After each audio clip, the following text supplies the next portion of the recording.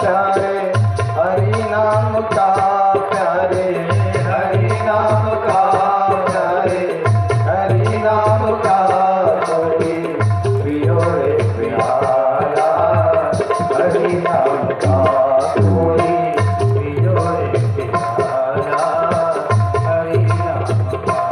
हरि बोल।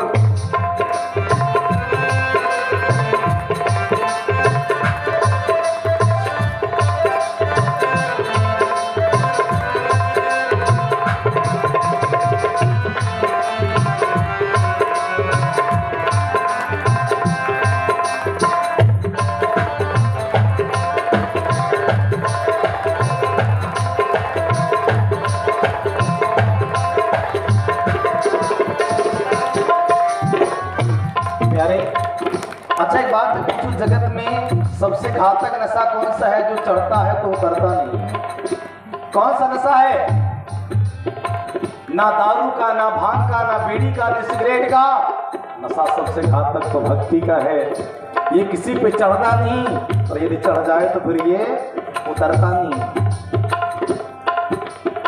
हरि नाम का प्यारे, हरि नाम का प्यारे, कृष्ण नाम का प्यारे, कृष्ण नाम का प्यारे, कृष्ण नाम का प्यारे, कृष्ण नाम का प्रियो रे प्यारा, हरि नाम का कोई प्रियो रे प्यारा, हरि नाम का कोई प्रियो रे प्यारा, हरि नाम का कोई प्रियो रे प्यारा, कृष्ण नाम का, कृष्ण नाम का, कृष्ण नाम का।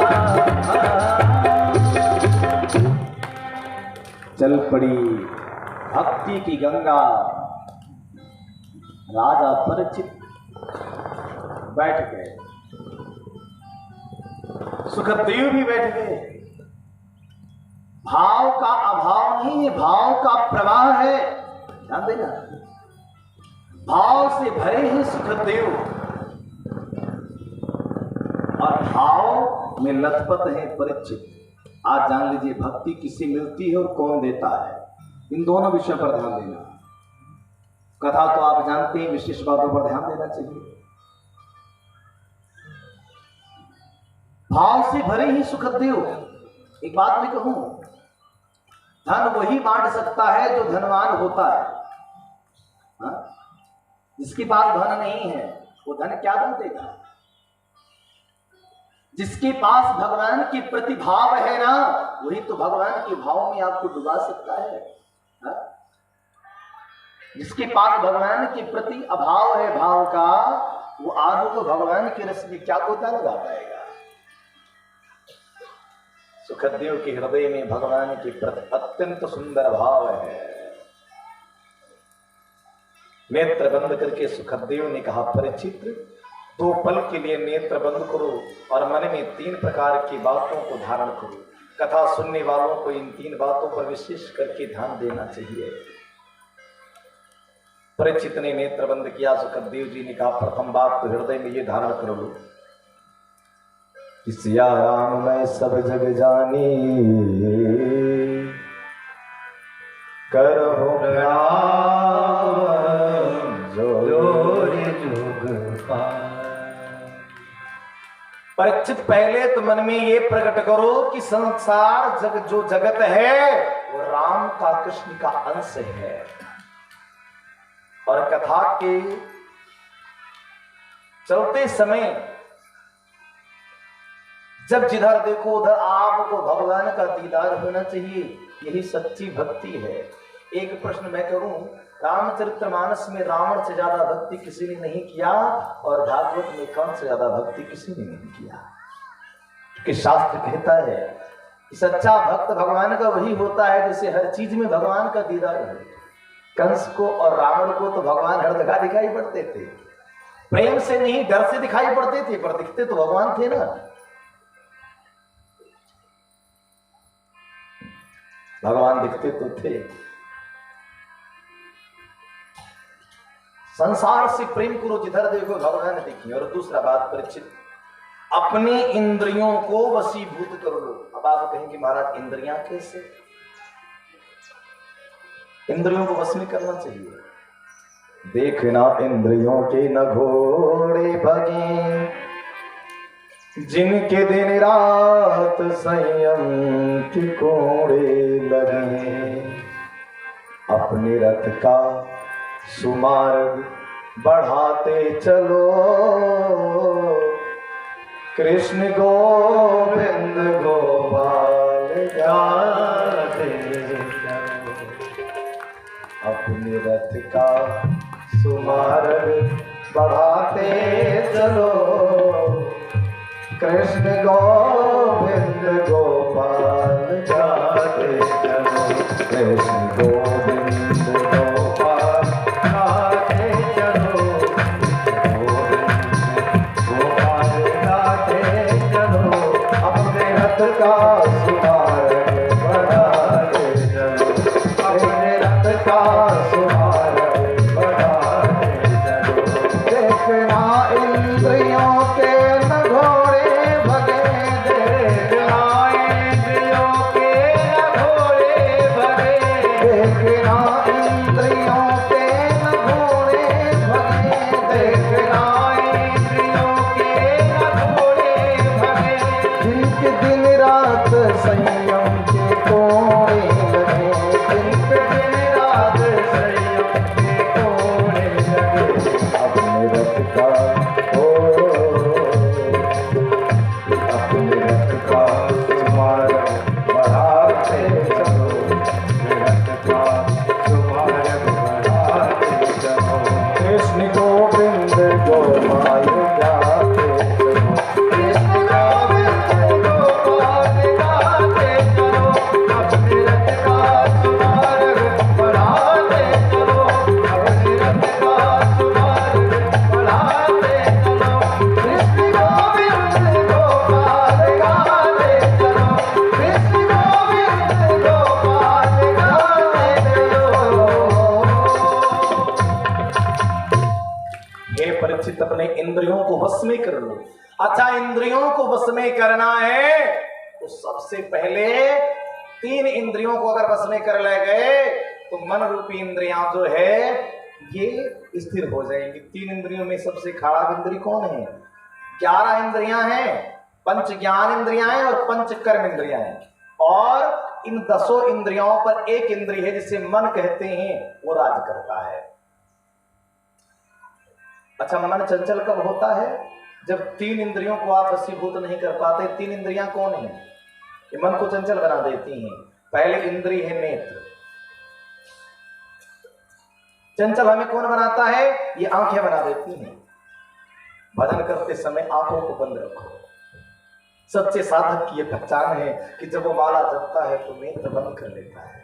हमारे अयोध्या में एक स्वामी करपात्री जी हुआ करते थे, कभी आज तो दिवंगत हो गए, नहीं है, बहुत अच्छे संत थे महाराज। वो कहते थे, बेटा मैं जाता था उनके सानिध्य में, और मुझे सौभाग्य का विषय मैं बताता हूँ, मैंने उनके जीवन से बहुत कुछ सीखा है। पढ़े तो नहीं थे, पर जो जो उन्होंने मुझे दिया आज तक मेरे जीवन में मेरे साथ है वो, और हर कदम पे मुझे कुछ मिलता है। मैंने उनको देखा, जब वो भजन करते थे तो नेत्र बंद करने के बाद कंबल डाल लिया करते थे। मैंने कहा, गुरुदेव क्या है? बोले, कृष्णा तू नहीं जानता, साधना में ये सबसे खराब इंद्रिय है नेत्र। अरे जब ये नेत्र खुली रहती है, मन देखने पर विवश करता है, तो जब हम देखते हैं तो मन भागता है, मन भागता है तो मन चंचल होता है, चंचल होता है तो भजन में मन नहीं लगता, और जब भजन में मन नहीं लगता तो फिर भजन का क्या मतलब? भजन करते समय नेत्रों को बिल्कुल बंद कर लो और याद करो कि जैसा यह अंधेरा है मेरी आंखों के सामने, इसी अंधेरे के जैसे मेरे राम और कृष्ण भी तो काले काले हैं। उस अंधेरे में राम और कृष्ण का दीदार करते हो। दूसरी इंद्रियां कौन है? ये कर्ण इंद्रियां। जब भजन करना चाहो मेरे प्यारे, जब भजन में बैठो, भक्ति में बैठो, कथा में बैठो, तो कानों से सुनना बंद कर दो। अब आप कहेंगे महाराज कानों में क्या करें? रुई लगाने की जरूरत नहीं है, बस भजन की लड़ियां न टूटे, राम राम राम राम कहते रहो। और एक विचार मन में कर लो, मुझे अपने सिवा किसी की सुनना नहीं है। जब सुनोगे नहीं, कि मन को चंचल करने के दो विशेष अंग हैं, एक तो आंख, दूसरा कान। आंख बहुत अच्छे से बंद हो, पीछे कोई हल्ला मचा रहा है तो दिमाग घूमता है, देखिए कौन दुष्ट है। ये कर्ण इंद्रियां, ये चक्षु इंद्रियां, ये बहुत घातक हैं, इन पर कंट्रोल करिए। यदि इन पर कंट्रोल नहीं किया तो भजन का कोई मतलब नहीं है।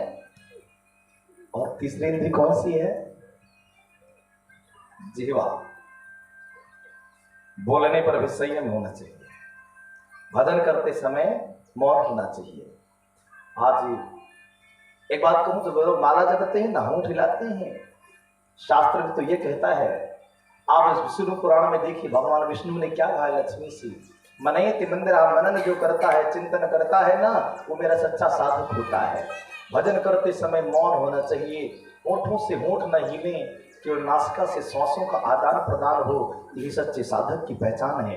माला जपते समय होठ नहीं हिलना चाहिए। मनयति मंदिरा, मनन करते रहो, चिंतन करते रहो, यही तो भजन का सही साक्षात, यही भजन करने का सही तरीका है।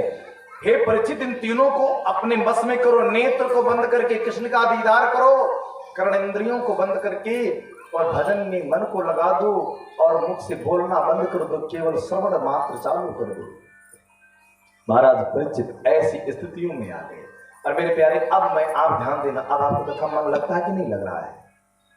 जब नेत्र गोविंद तक आ जाए, आप पंडाल में कहीं बैठे, जब मन इधर उधर भागने लगे, तो सामने जो राम जी की तस्वीर हो या ठाकुर जी की हो, उनकी निगाहों में निगाहें डालकर देखना। सच को मन स्थिर ना हो जाए तो कहना, मन नहीं भगेगा। और जब आप कर्णेंद्रियों पे, जीवा पे और चक्षुंद्रियों पे जब आप कंट्रोल कर ले जाएंगे ना, तो भगवान आपको उसी जगह मिल जाएंगे। अब आप कहेंगे भगवान कैसे मिलेंगे? भगवान को खोजने की जरूरत नहीं है प्यारे, भगवान कोई अंदर है, जो मंदिर के अंदर है वो यहां बैठे हैं। आज मैंने बताया है ना कि जब हम श्वासों को खींचते हैं, खींच कर देखिए जरा ऊपर को, तो श्वास से कहती हैं सो, और जब हम छोड़ते हैं तो श्वास से कहती हैं हम, अर्थात जो वो है वही हम हैं। जब मन स्थिर होगा तो भगवान आपको वही मिल जाएंगे। मन जब स्थिर होगा तो भगवान वही मिलेंगे। कौन भगवान? जो मंदिर में बैठे हैं, जो मंदिर में बैठे हैं वही भगवान मिलेंगे आपको। मंदिर के अंदर जिन्हें तुमने देखा। प्यारे, आइए हम दर्शन कराते हैं, जरा नेत्र बंद करिए और मेरे साथ ध्यान करिए भगवान श्री कृष्ण का। मंदिर के अंदर जिन्हें तुमने देखा, उन्हें अपने दिल में बसा कर दे। मंदिर के अंदर जिन्हें तुमने देखा, मंदिर के अंदर जिन्हें तुमने देखा, उन्हें अपने दिल में बसा कर दे। उन्हें अपने दिल में बसा कर दे। तालियां बजाते हैं सभी लोग।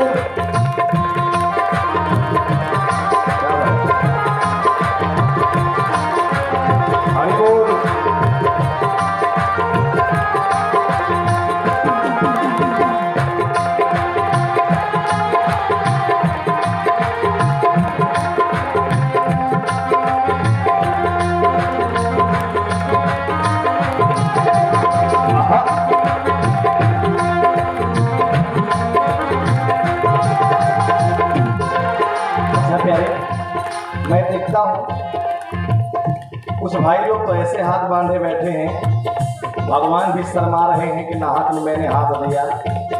अरे ये हाथ केवल कमाने और खाने के लिए नहीं है, कुछ बजाने के लिए भी है। हाँ, और माताएं तो कुछ बजा रही हैं और कुछ फॉर्मेलिटी। ये घर में भी वही काम, यहाँ भी यार क्या ऐसे। और ठाकुर जी का ध्यान करते हुए ताली उसी की अच्छी बजती है जिसके हृदय में श्याम बसे होते हैं और नेत्रों में श्याम बसे होते हैं। मंदिर के अंदर जिन्हें तुमने देखा, मंदिर के अंदर जिन्हें तुमने देखा,